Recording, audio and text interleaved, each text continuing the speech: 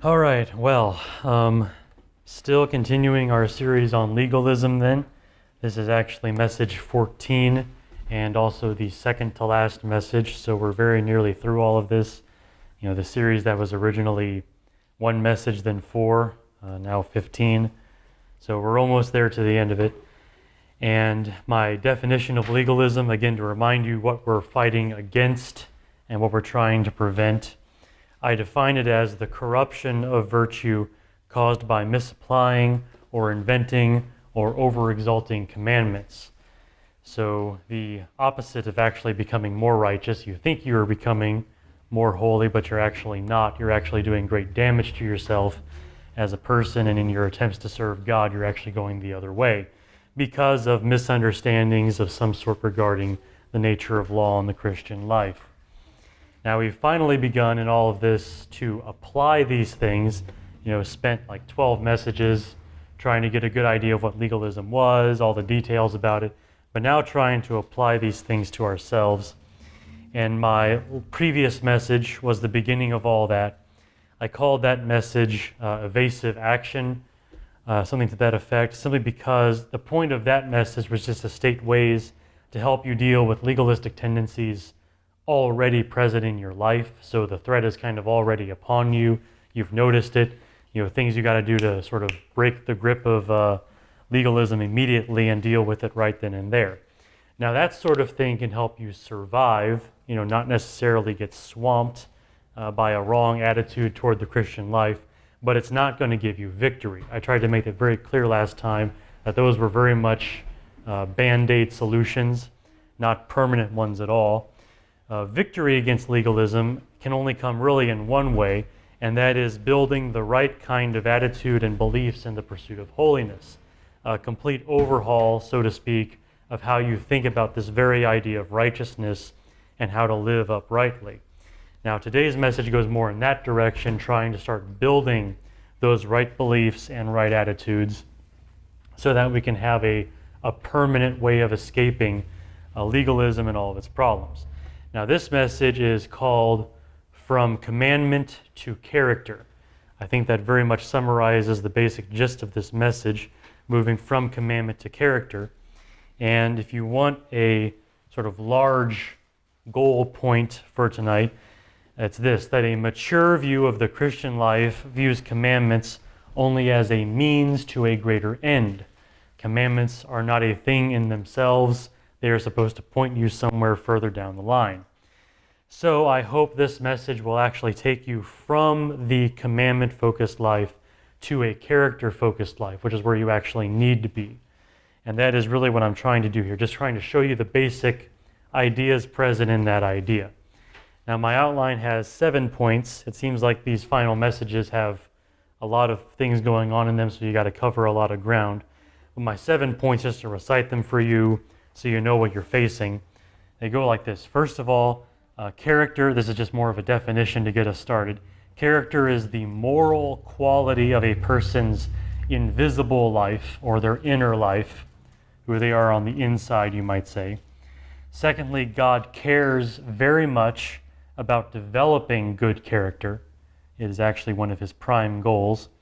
Thirdly, commandments exist because good character does not exist. Kind of an ironic thing to say, but it is there. And then fourthly, that bad character is not fixed by commandments. It is surprisingly not the solution to the problem that people recognize. And fifthly, commandment can never be as powerful as character, which is why I want to spend all this time talking about character itself and why it's so important. 6, commandment exists as a helper to good character, which is where we come back more to this idea of commandment as being a means to an end, something that points beyond itself to something greater. And then finally, just coming back to this bigger idea that we have to move ourselves from a commandment-focused life to a character-focused life. If you want to live the Christian life as it is supposed to be, that is the direction you need to head. Now, as usual, I hope this message will be useful for both of my twin passions with this series. I've been trying to do 2 things this whole time. First, I've been trying to improve your own view of the nature of the Christian life, trying to get you to turn inward, looking at yourself and trying to rid yourself of these legalistic tendencies and come to a purer way of viewing what it means to be a Christian. But I also hope these things will be very relevant to dealing with other people. People you might meet that have the legalistic notions in their mind, that has begun to work that corruption of virtue that I keep talking about. Those people may have never thought in the ways that we're going to be talking about tonight, so perhaps you can point them in a better way as you deal with them. So hopefully both of those goals that I have had this whole time will be met by this message and brought to a further completion. So I want to start point number 1 with this idea of character. The operative word in this whole message is character, so I had better define it. Character is one of those words that I wish people would define more often, just because they kind of throw it around without explaining what they mean. Well, you're at least going to get my definition of character, and that'll serve for purposes of this message anyway. Character is the moral quality of a person's invisible life. That is the way I define it. That's going to be what it means for the rest of this message. Now, the wording of that definition is very deliberate, as it always is with me. I care very much about defining these words properly and making them clear in your own mind. First of all, when we're talking about character, we are talking about a person's invisible life, or their inner life, who they are on the inside, you might say.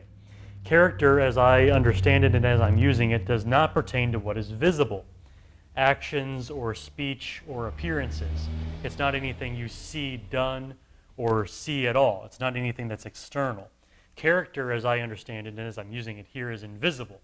It refers to things like thoughts, emotions, desires, attitudes, very much who you are on the inside, things that you can't see. That's why I'm using this term invisible. Now, I admit that the invisible life of a person and their visible life are very much related. I don't mean to draw any kind of line between them. The invisible very much causes the visible. What you see a man doing and how you see him act very much reflects what he is on the inside. It reflects his character. That said, since the one causes the other, they are distinct. They are different concepts.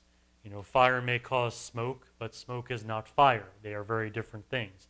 In the same way, character is a person's invisible life, and it is very much different from their visible life, very much different from their actions or what you see them do. So, invisible, something on the inside, something inner. Furthermore, though, this character refers to the moral quality of that invisible life. It's an ethical value you place on something. So thought, emotion, desire, attitude, those cover a lot of different things. There's a lot going on inside of you, a lot going on that people can't see. And most of it is not really strictly moral or immoral in any sense of the word. It is amoral. It is non-moral. For example, taking some of these trivial topics, the weather. You know, everyone talks about the weather when they have nothing else to say. Well, not really a moral issue if I think it should be warmer, if I feel cold, if I desire a warmer temperature. You know, those are all internal things happening inside of me, but they're of no moral consequence. That's just my opinion. There's nothing ethical about those things. They're aspects of the invisible life, but they have no moral quality. So we're not talking about those things. When we talk about character, we mean only those aspects of our inner life which have a moral quality that you can look at and say this is good or this is bad. On that note, character can be good or bad. It can be evil or it can be righteous. Whether you call someone's character good or evil, you're making a moral judgment. That's why I say it's a moral quality. It's an ethical value. Now, of course, it's that invisible moral quality that causes the visible moral quality of the rest of your life. Again, I don't mean to draw any kind of line between those things, but they are distinct. And we're talking about the invisible moral quality of your inner life, which is your character. That's what I mean by that term. So when I speak of character, I mean what the Bible usually calls the heart. If you want to use a term that maybe you're more accustomed to using just because you've been reading the Bible, the heart is usually the word that the Bible uses to refer to all these things I've been talking about with your character. To read you a passage here from something Jesus said, Matthew 12, verse 33 through 35, he says this, "Either make the tree good and its fruit good, or make the tree bad and its fruit bad. for the tree is known by its fruit. You brood of vipers, how can you speak good when you are evil? For out of the abundance of the heart the mouth speaks. The good person out of his good treasure brings forth good, and the evil person out of his evil treasure brings forth evil. So you have, again, this sort of inner-outer kind of life, the inner being the heart, Jesus uses that term, and the inner aspect of it defining the outer aspect. But you have this inner quality, this invisible quality, referring to your thoughts, your emotions, your desires, your attitudes. That's very much what I mean by character. The Bible just calls it the heart. So that's what I'm talking about here when I'm really hitting this word character. I mean the moral quality of your invisible life, of who you are on the inside, your thoughts, your feelings, your desires, your attitudes, and things like that. So that's what I mean. That's my definition. Now, to get to some substance here, my second point is that God cares very much about developing good character. This is very much on his agenda. Now, it's kind of sad that that does not get more notice. It's not so surprising, though, when you consider the nature of the world. Most people in the world, they give Christianity nothing more than a passing glance. They just kind of see the Christians and say, oh, just don't pay any attention to them. Those are just the Christians. We don't really bother with them. They give it a passing glance, and I think in that passing glance, all they really see are a bunch of rules. They see a bunch of commandments, the do's and the don'ts that you're supposed to keep as part of your life. And they probably see those rules so clearly because they hate those rules so much. Most people in the world don't want someone telling them what they can and cannot do. Christians tend to do that a lot. So they probably see those commandments a whole lot. It's kind of sad, though, because that's not the main idea of the Christian life, at least not the Christian life as it's properly understood. In reality, the commandments that we see in the Bible and that are very much a part of the Christian life, those commandments are more like the frame on a picture. They're not supposed to be the focal point. When you see a picture, you don't sit there and look at the frame. You sit there and look at what's in the frame. That's the idea. And those commandments very much have a secondary role. They're supposed to be the frame on that picture, but that picture is supposed to be something else. And that picture is supposed to be our character, the moral quality of our invisible life. That the world gets so distracted by the things we tell them to do and not do is very sad, not entirely surprising, but it does happen, and it is sad that it does happen, because that's not the point. God himself cares far more about the inner moral quality of your life, your character. For one thing, I know that because it is his basis for judging people. We often think of God in our imaginations as sort of weighing our deeds, and the Bible does speak that way from time to time, but it sometimes gets even less comfortable and starts talking about other things. Hebrews, letter to the Hebrews, chapter 4, verses 12 through 13. This description that is given. For the word of God is living and active, sharper than any two-edged sword, piercing the division of soul and of spirit, of joints and of marrow, and discerning the thoughts and intentions of the heart. And no creature is hidden from his sight, but all are naked and exposed to the eyes of him to whom we must give an account. Did you notice that in judgment, the word of God flies right past our deeds and drives deeper to our very hearts, to our soul and our spirit, to the thoughts and the intentions of the heart? That's where God goes when he goes to judge people. Let me ask you this question. Why did God flood the earth back in the days of Noah? Why did that happen? Well, you say because they were wicked. They were wicked people back then, all of them.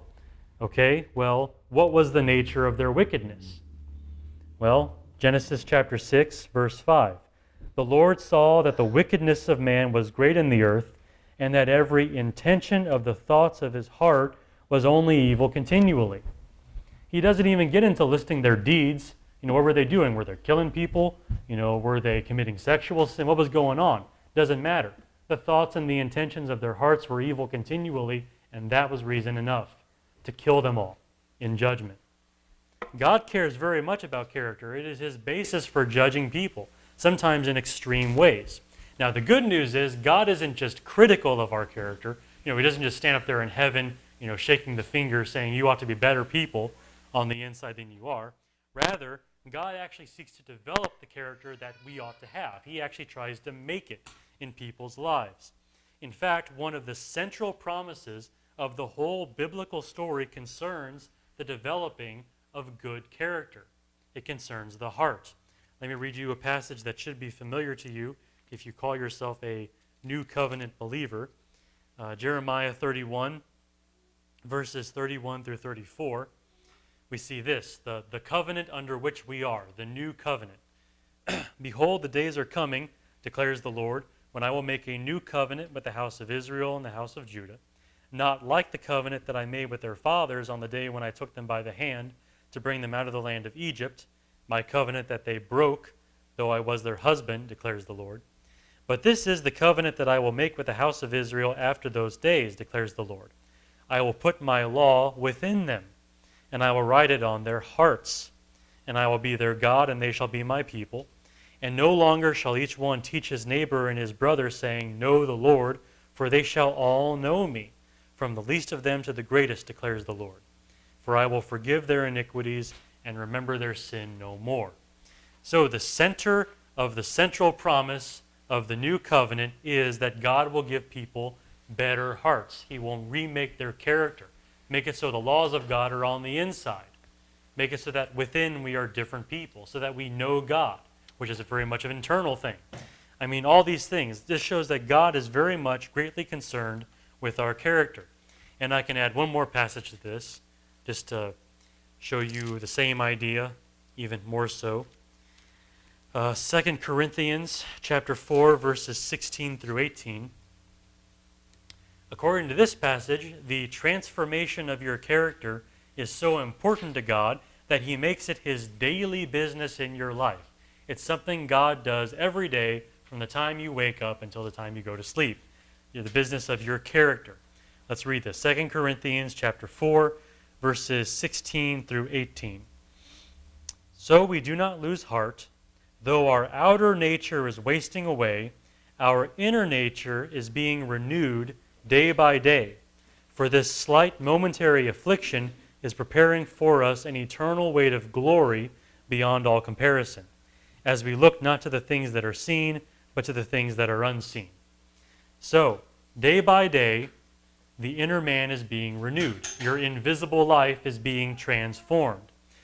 That's what God is doing as part of His daily business in your life. All this slight momentary affliction is there kind of like a crucible to remake you, remake your inner nature so that it is something glorious, eternally glorious, in fact. Now, this is a good chance to clarify something. When I talk about all this stuff about change of heart and developing the character, I'm not just speaking about regeneration. I'm not just speaking about what God does when you first become a Christian and He gives you that great overhaul of who you are as a person. I'm not just talking about that. That is certainly included, but I'm also talking about everything that has happened in your life as a Christian since that time. Your character has been God's business since that time as well. He's been continually remaking you all this time. So don't exclude that. You know, you are very much in need of this same kind of character development as well. So just make sure you have both concepts in your mind. It's not just regeneration, it's the entire Christian life as well. Now, in all this talk about the heart and the inner man, what is absent in all this is a focus on rules, is this sort of driving attention to commandments that certain people have. For example, the legalist. We call them legalists because their focus is on the law. It's on commandments. He has very much focused his attention on those things. But the commandments are not so central to God's plan. They are there, but they are not, again, they're not the picture in the frame. They're just the frame on the picture. We saw it back there with judging. You know, God judged the flood generation. Why? Because of what He saw inside of them. The law mentioned in Jeremiah's passage on the New Covenant was a law written on the heart. It was an internal thing. The inner man, mentioned by Paul, is decidedly the inner man. You know, it's very much something that is invisible, something internal. All of these things, they're about being rather than doing. They're about who you are on the inside, to use that way of speaking. So God's chief focus is not really on the keeping of those commandments. Those are very secondary. The real focus is more on your character. God cares very much about developing who you are as a person on the inside. the quality, the moral quality of your inner life. So, what do we do with this information? Well, having established those points, I would like to restart the message kind of in a different place and keep moving from there. So here's point 3 that I have for you. Commandment exists because good character does not.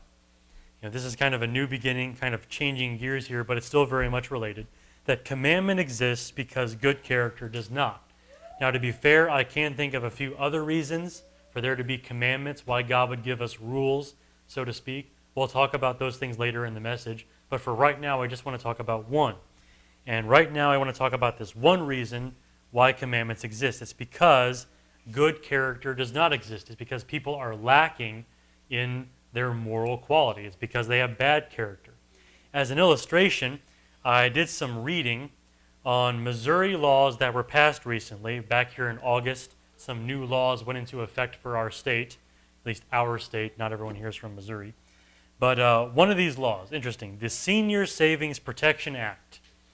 It allows financial agents to put a 10-day hold on transactions which could be attempts to exploit a senior citizen. In other words, it's an attempt to keep people from robbing old people. That's basically the idea. They passed a law basically to that effect. Now here's the question. Why pass that law? Why do we need that law on the books? Why do financial agents need that kind of power? Because there are people trying to steal from senior citizens. Right now, there are people of corrupt character trying to rob other people who are in some sense unable to stop that.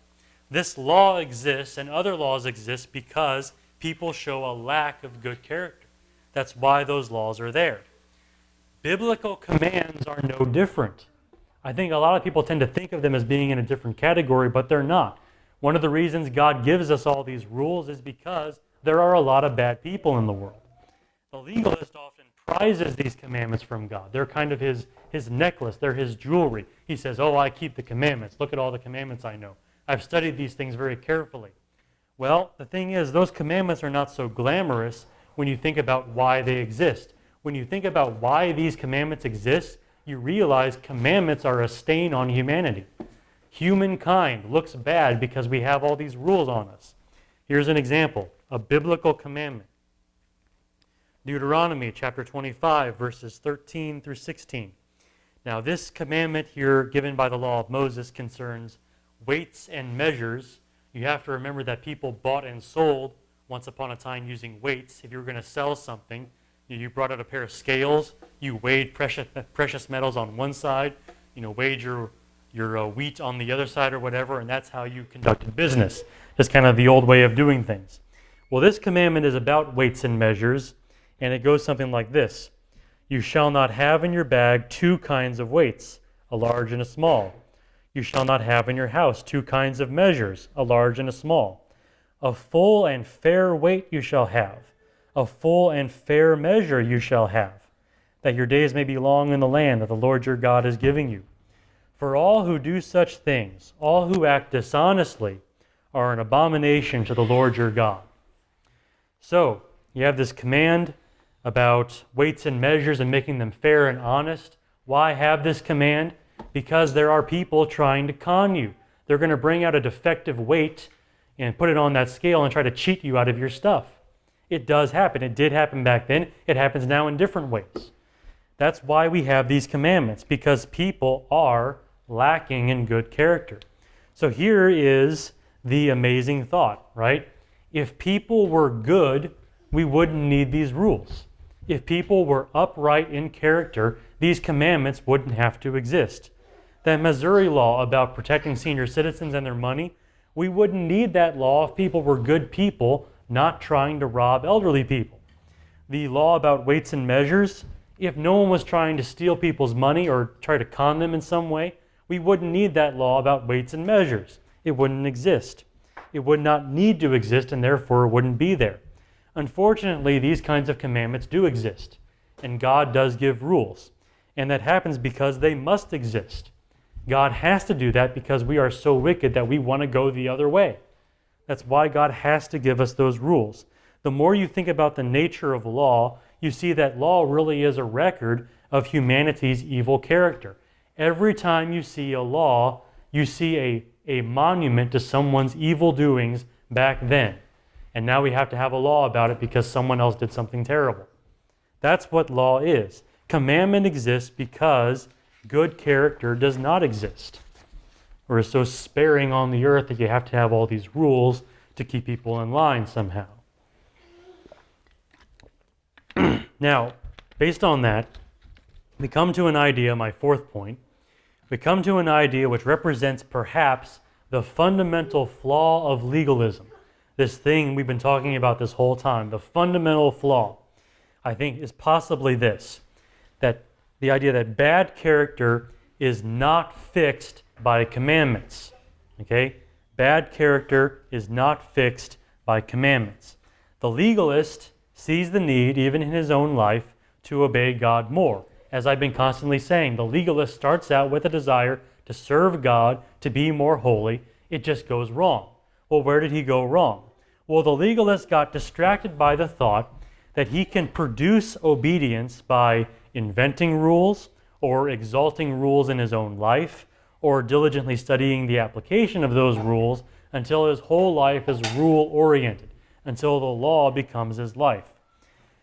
But those things are a distraction. The problem with the legalist is he's heading in the wrong direction. He's going the completely wrong way. Let me read you a passage on this. Paul's letter to the Colossians, chapter 2, verses 20 through 23. If with Christ you died to the elemental spirits of the world, why, as if you were still alive in the world, do you submit to regulations? Do not handle, do not taste, do not touch, referring to things that all perish as they are used, according to the human precepts and teachings. These have indeed an appearance of wisdom in promoting self-made religion and asceticism and severity to the body, but they are of no value in stopping the indulgence of the flesh. No value. Every legalist wants to fight the indulgence of the flesh. He wants to bring himself into submission. He wants to conquer these evil impulses, and he wants to serve God. The problem is he brought a knife to a gunfight. He brought the wrong weapon. He's trying to bring all these rules and all these commandments and all these laws to bear on the issue. Wrong weapon. They're of no value against the indulgence of the flesh. Bad character, not fixed by commandments. And why should it be? Based on what we just saw, the commandments exist because people are already bad. Why do you think more rules are going to solve the problem? It doesn't work that way. Even when commandments are enforced by police, you have law enforcement out there trying to keep people to follow all these rules. Well, that does dissuade people from acting out their evil desires. Here's the problem. They still have those evil desires. It hasn't changed their heart at all. The police can drive around all they want. They might keep people from acting out the bad character they have, but they still have evil characters. You haven't really changed anything substantial. Mankind would love to believe that the problem of evil in this world is easily answered by making or pushing more rules. Anytime something bad happens, some body meets to make another rule or another law, and we think we're doing something. But it's not that easy. It doesn't work that way. Bad character doesn't get fixed by putting another rule in the book. It doesn't work that way. This thought is staggering when you really come to see it. When you really come to think about that, this is amazing. It makes you wonder, if these laws, even from God, cannot fix me, then what can? What good can be done for me in all these evil things that I want to get rid of, or these things that oppress me? What can be done? Well, that brings us to what might be the most important point of this whole message. And that is that commandment can never be as powerful as character. Or to put it the other way, character is much more powerful and much more effective against your evil desires and thoughts and attitudes than commandment can ever be. Law is weak. Commandment is weak. Let me read you a passage, another passage here, this one from Romans chapter 8, specifically talking about the weakness of law. Romans 8, verse 1, "There is therefore now no condemnation for those who are in Christ Jesus, for the law of the Spirit of life has set you free in Christ Jesus from the law of sin and death. For God has done what the law, weakened by the flesh as it was, could not do. By sending his own Son in the likeness of sinful flesh, and for sin, he condemned sin in the flesh, in order that the righteous requirement of the law might be fulfilled in us, who walk not according to the flesh, but according to the Spirit. Did you catch that phrase about the law being weak, weakened? You would never think that way when you hear the legalist talk about it, but that's what law is. I mean, the legalist thinks it's the greatest thing in the world. It's what he lives his life by, but it's weak. It's not powerful enough. The only solution to sin is something greater than law, more powerful than law, and that is a godly character. It is a renewed inner life, a change on the inside. If you try to fight sin by adding more rules, you will fail. We've already seen that. There is no victory along that path. But what if you could transform the bad man into a good man? What if you could change him from the inside out and change the moral quality of his invisible life? Well, the good man, out of the good treasure of his good heart, brings forth good, right? That's the principle laid out by Jesus in Matthew 12. If you could change a person's heart, you change their treasure on the inside, you change how they act. And again, I don't just mean regeneration, that's certainly included, but I'm not just talking about what God does when you become a Christian. I'm talking about the gradual change over your entire life on the dozens of individual sins that you as a Christian deal with and conquer as part of your life as a Christian. I'm talking about those things as well. I quoted a passage from Colossians about rules being powerless against the flesh. I want to continue that passage so we can see how it ends, because Paul's going to tell us what does have value against the flesh. He's going to go on and tell you what does work. So let's start where we left off and just keep going into chapter 3 through verse 10, it looks like. Okay, so these indeed have an appearance of wisdom in promoting self-made religion and asceticism and severity to the body, but they are of no value in stopping the indulgence of the flesh. If then you have been raised with Christ, seek the things that are above, where Christ is, seated at the right hand of God. Set your minds on things that are above, not on things that are on the earth.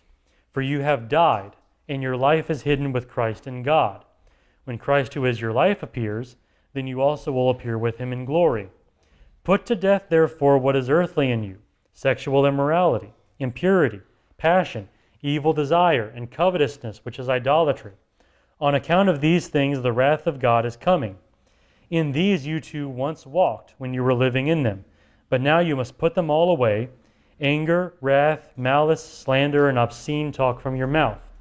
Do not lie to one another, seeing that you have put off the old self with its practices, and have put on the new self, which is being renewed in knowledge after the image of its creator.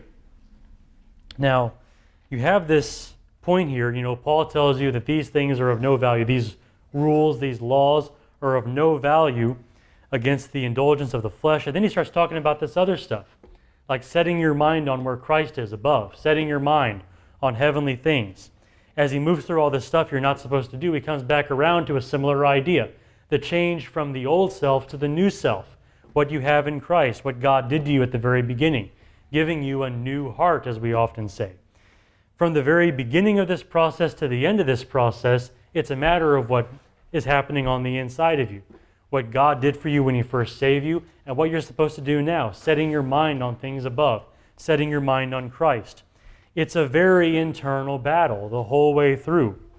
Meanwhile, the laws have no value against the indulgence of the flesh. And that is why I say commandment can never be as powerful as character. It just cannot do what this inner transformation does. It cannot do what a transformation of the inner man does. Now, to further demonstrate the superiority of good character, I want to make another point here. And here it is. Commandment exists as a helper to good character. In other words, it is a subordinate. It is an assistant. It's not the guy in charge. It's the guy, the right-hand guy. That's all it is. Now, earlier I gave you one reason that commandment exists, because good character does not, and you got to do something about that. Well, there's another role for commandment, and that is to be a helper to good character. And since commandment is just a helper to character, commandment is therefore inferior to character. Character is up here, commandment is down here in terms of priority, in terms of which is primary. And that's because commandment is just a helper to good character. Now this works in two different ways, and I want to talk about both. This first one is that commandment exposes bad character and provides the motivation for change. Now, I did mention earlier that bad character is not fixed by commandments, and I stand by that. You can throw rules at a bad person all you want. Those laws by themselves aren't going to do anything. But I'm about to come very close to contradiction to that point, however. So I want you to follow me very carefully. We're going to split hairs here because I want to make a very important point about what commandment can do. You want to obey God, okay? You want to serve God in whatever way. So you hear one of the commandments. You hear something that God says, you shall do this, you shall not do this. And you say to yourself, I can do that. I can live that way. I can make that work in my own life. But then you discover to your dismay that you cannot, that you are in fact unable to keep that rule, even if it seems very simple. You are not able. Now in that moment, when you realize that, what is the result? If you are a reflective person going to think about this, what is the result of that revelation? Well, potentially the result is you get to see how truly wicked you are, and you get to see how much you need the help of someone greater than you, that is God, to help you out of this sin. This is exactly what Paul lays out in Romans chapter 7, verses 7 through 14. Here's what he says. What then shall we say? That the law is sin? By no means. Yet if it had not been for the law, I would not have known sin. I would not have known what it is to covet, that is, to jealously desire something. If the law had not said, you shall not covet. But sin, seizing an opportunity through the commandment, produced in me all kinds of covetousness. Through the commandment, you shall not covet. What is the result? He's coveting. He is this jealousy now. Apart from the law, sin lies dead. I was once alive apart from the law. But when the commandment came, sin came alive and I died. The very commandment that promised life proved to be death to me. For sin, seizing an opportunity through the commandment, deceived me, and through it killed me. So the law is holy, and the commandment is holy and righteous and good. Did that which is good then bring death to me? By no means. It was sin producing death in me through what is good, in order that sin might be shown to be sin, and through the commandment might become sinful beyond measure. For we know that the law is spiritual, but I am of the flesh, sold under sin. So here's the process that Paul lays out. He hears this command, do not covet. And he says, I can do that. And then he discovers he can't. And he realizes through that, sin is very sinful within me. He's shown that at last. Now the law itself was unable to change that sinner. This command against coveting did not give him the ability to stop coveting. Instead, it made it worse. But what it did show, and here's the value of law, it did drive him to see the need for something greater than just that law, something beyond that, something to help him out of this wickedness. Commandment is like a mirror. It shows you who you really are. You see this commandment, you realize you can't do this, and then you see that you need the grace of God in your life. The mere accumulation of rules isn't going to change your heart. You can stack as many commandments as you want on your heart, and you're not going to change your character. But all of those broken rules can hopefully show you why you need God's help. In that trail of just shattered laws, you're finally going to see who you are and what you need God to do for you. Hopefully when a person gets to that point, he does throw himself on the mercy of God. He might not. He might harden his heart against that. But at least now, through what law can do, the sinner now has a chance to see what he is and that he needs a Savior. That especially applies to the unconverted, to people that are not Christians, but to some degree it also applies to you, the Christian, right? You start trying to bring about some of these changes in your life, you realize you're hitting some resistance, and you cry out to God all the more because you need His help. Your inability to keep these commandments showed you that. So that is what commandment can do. It cannot change bad character, but it can expose it and give you the motivation for the change in character that is necessary. That's one way that commandment is a helper to bringing about good character. There is another way, and that is that commandment teaches good character what to do. It sort of gives it a guiding point here for what to do with itself.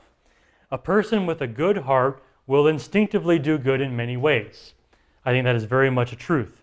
That said, even good character, a good heart, sometimes needs to ask, what is the right thing to do here? There you are, you're thinking in all the right ways, but you got to ask yourself the question, what is the actual right thing to do in this particular situation that faces me right now? And in those cases, commandment can be very helpful. I'm going to read you a passage here that I think is potentially an example of this. Again, a story from the life of Jesus, Matthew 18, verses 21 through 22. So, Peter came up to him and said to him, Lord, how often will my brother sin against me and I forgive him? As many as 7 times? And Jesus said, I do not say to you 7 times, but 70 times 7. That's how often you ought to forgive this guy. Now, in this passage, Peter has started to get the right idea.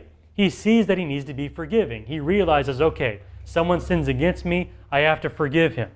But how often does that happen? How long does that go on? So he goes to Jesus and says, how often? How often, Lord, do I have to forgive this person? 7 times? And Jesus points him in the right direction. He says 70 times 7, which basically means just keep going and just keep forgiving him. There's no limit to it. But again, you see here, Peter, he's got the right idea. He's starting to realize, okay, I should be a forgiving person, but he needs to learn now there's no limit to that. You have to keep going. You have to keep on forgiving, regardless of how often this person wrongs you. And that is the good role of commandment. Jesus comes to him and says, basically, don't stop forgiving. The road to Christ-like living is a long road. It's a very time-consuming thing. It's going to occupy the rest of your life. And along the way, even people with good hearts need to learn what to do with those good hearts, how those things get applied. And commandments can help you do that. Commandment can teach good character what to do with itself. So in those 2 ways, you have commandment exposing bad character, providing the motivation to change and seek God's help, but also commandment sort of instructing, being the tutor of good character. Those 2 ways, you see that commandment very much is a helper to good character, which means law is just a means to a greater end. It's just a way to get somewhere else.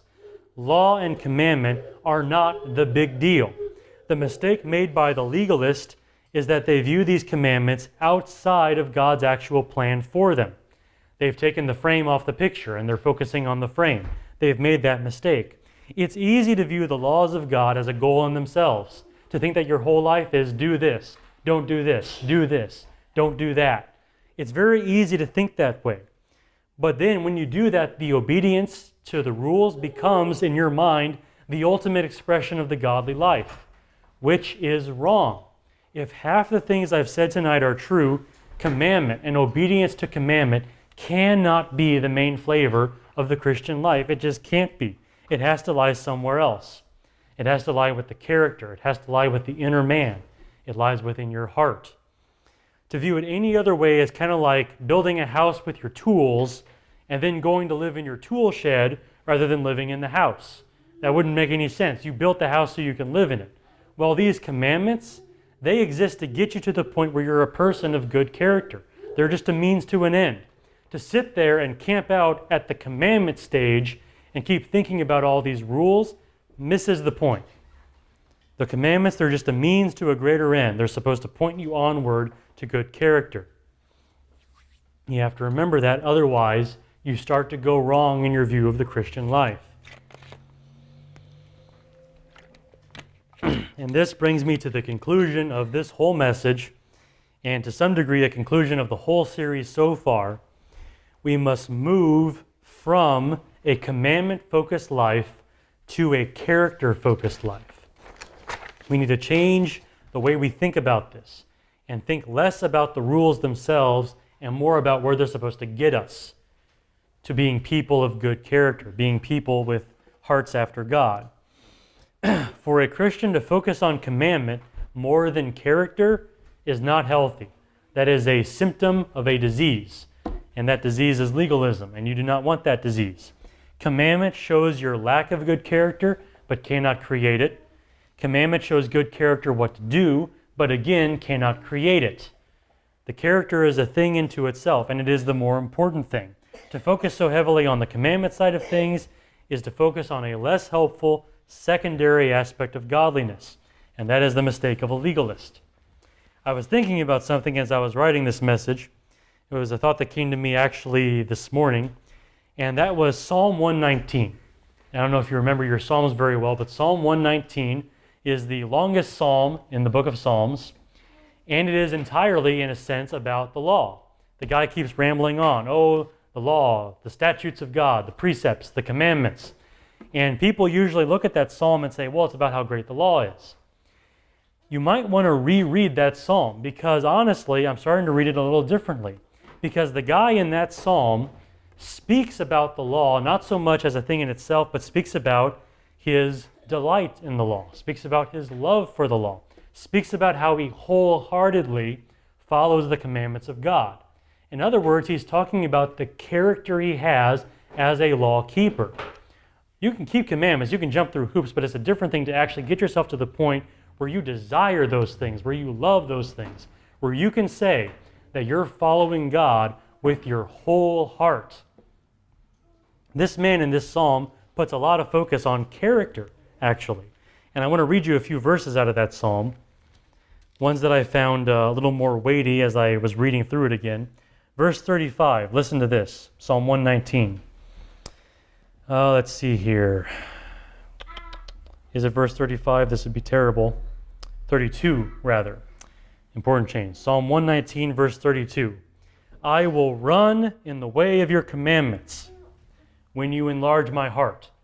Think about that. I will run in the way of your commandments. He's going to pursue them all out. He's going to take off running in his obedience to God. But there's a condition to that. When God enlarges his heart, when God gives him a bigger heart to take in these things and accept them and appreciate them, it depends on something on the inside. There's another passage like this in the same psalm, verse 69 and 70. The insolent smear me with lies, but with my whole heart I keep your precepts. Their heart is as unfeeling as fat, but I delight in your law. So what's the difference between the lawbreaker and the law keeper? The heart. Their heart doesn't feel anything. You know, they hear these commandments and they're just impervious. But this guy, he's sensitive. He delights in the law. So when he hears a command, he wants to do it. Again, even in this portion of Scripture that so exalts things like commandment and law, even then, primary, under that, foundational to that, is your character. A person who wants to be these things, who wants to do these things. Even in a passage like this, it's the character that is the driving force. It's the heart that is the driving force. You must move your own gaze from the commandments of God to developing a character like God's own character. Because that's the goal, isn't it? To be like God. God himself being it's even not even proper to say he's the ultimate expression of what is good. He is good. You know, he doesn't represent what's good. He is that goodness. He is himself what is good. And God does not have a rule book that he carries around in his back pocket to tell him what to do. It's not like he faces a situation and says, what does the Bible say about that? I got to look that up. No, God doesn't need to do that. God is good. His character is a righteous character. He just does what's right. He doesn't need commandments. And you are supposed to be like that.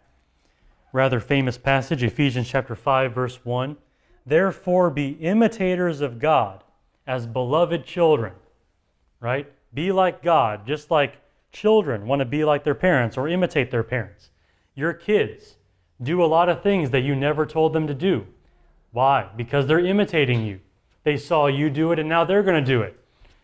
Which is why it's so important to set a good example, right? They're going to mimic what they see you do. Well, we see what our Father does. We see the things done by God. God is active in the world. God is doing things. God has intervened in this world's affairs through Jesus Christ and through many other ways to do something. And we see Him and we're part of that. We've been taken up into that as Christians. And so we see what He does, and now we're going to imitate Him. And the great glory of the Christian life is that through fellowship with God, we actually do become like Him. It's not a futile quest. It's a slow, agonizing, and incomplete quest for as long as we're in this state of things, but it really does happen. The promise is we really do become more like God. 2 Corinthians chapter 3, verses 17 through 18. Now the Lord is the Spirit, and where the Spirit of the Lord is, there is freedom. And we all, with unveiled face, beholding the glory of the Lord, are being transformed into the same image from one degree of glory to another. For this comes from the Lord, who is the Spirit. Real transformation from glory to glory as we see the glory of God. The result of all that is not that we have a sizable manual for how to live. It's not that we become legal experts. It's that we become like God. And the more and more we become like God, the less we rely on the rule book, because God doesn't need it, and soon you won't either. In just the blink of an eye, we'll be more like God, and all the more or all the less dependent on these commandments. We actually do become that way as a natural state as we pursue true godliness. But you can never get there. You can never develop that kind of true godliness, God-likeness. You can never get there so long as your focus is on the rule book. Because remember, God Himself doesn't have that. That's not what it's supposed to look like. It's supposed to look like something else. A true, internal, moral quality that lives out naturally, just as it is in God Himself. And that's why you got to move from the commandment-focused life to the character-focused life. That's where true godliness is, because that's what God Himself is like. Now, before I tell you, or at least imply how that all works, I want to do a summary, because we're really reaching the end of the message here. Just to give you my summary points again, first of all, character is the moral quality of a person's invisible life. Secondly, God cares very much about developing good character. Thirdly, commandment exists because good character does not. And fourthly, bad character is not fixed by those commandments. Fifth, commandment can never be as powerful as character, because character is the true operating force in changing a person's life. Sixth, commandment exists as a helper to good character, which makes all the laws just a means to a greater end.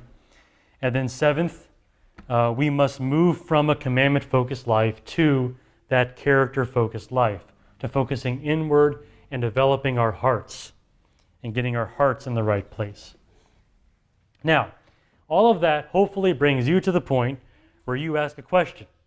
How do we make that transition from focusing on just commandment as a thing in and of itself to being people that are driven toward achieving a truly God-like character, toward the true inner change? How do we get there? Well, I have already hinted at the answer. The answer was in that last passage, and actually in Romans 8 as well, but we won't go back there. 2 Corinthians chapter 3, it says, Now the Lord is the Spirit, and where the Spirit of the Lord is, there is freedom. And we all with unveiled face, beholding the glory of the Lord, are being transformed into the same image from one degree of glory to another. For this comes from the Lord, who is the Spirit. I'm trying to put emphasis on the word Spirit here. The Holy Spirit. All of these things that I've been discussing tonight, and the true place that I want to get you, which is why it is the last message in the legalism series, I want to get you to this point where you understand and are doing this thing called walking by the Spirit, or walking according to the Spirit. You see those phrases in the New Testament from time to time, kind of elusive, kind of makes you scratch your head. What does that mean? That's where I'm getting at. That is the true opposite of the legalistic life. That is the true opposite of the commandment-focused life. If you want a life that is driven toward developing your character as a godly individual on the inside, it is about walking by the Spirit. So my next and last message in this whole series, we're going to get there. I'm going to talk about walking by the Spirit. That's where we're going, and that's the last key in this whole chain here, talking about escaping legalism. But that is next time. I do not want to teach a whole other message right now on that. I'm going to give that its own time next time I speak, which will be Sunday, hopefully, and we'll talk about it then. For now, are there questions or comments on all of this? It really is the kind of thing that I spent years thinking about, so kind of cramming it all into one message in one night might be a little much, but hopefully a lot of these ideas were already in your head in one way or the other. Any questions or comments before we go on to the next message next time? Now is the time to do it.